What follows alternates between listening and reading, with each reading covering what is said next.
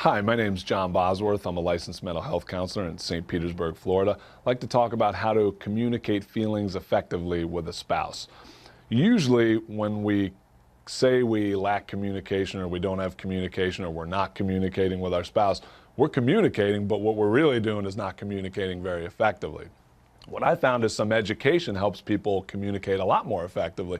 And by education, what I mean is most people, when I ask them how they feel, they usually say, well, what happened was he came down to me and I got really upset. I said, no, and I'll tell them, no, that's a thought. How did you feel in that situation? And they'll say, well, and they'll usually go to their head again and come up with another thought. So I try to educate people as to the difference between a thought and a feeling.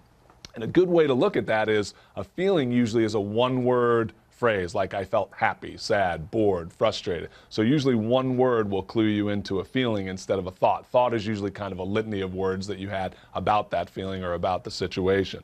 So if you can communicate effectively how you feel to somebody, it usually will diffuse an argument. Let's say a spouse or a couple is arguing. One person usually has a blame tendency, which is, well, you did this, you left the cap off the toothpaste. And then the other person will say, well, no, I didn't. Or even if I did, well, you do this.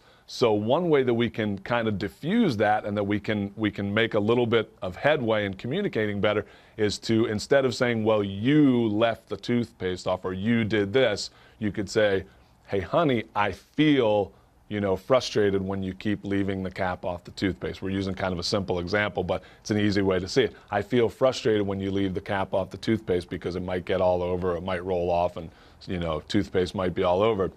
There you're communicating effectively because you're stating how you feel instead of what the other person did, which kind of implies that they made you feel a certain way, but we know that it's our thought process that makes us feel a certain way.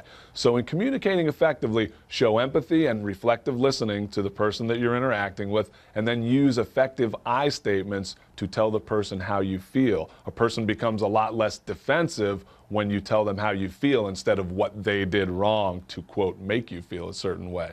My name's John Bosworth, and we're talking about how to communicate feelings effectively with a spouse.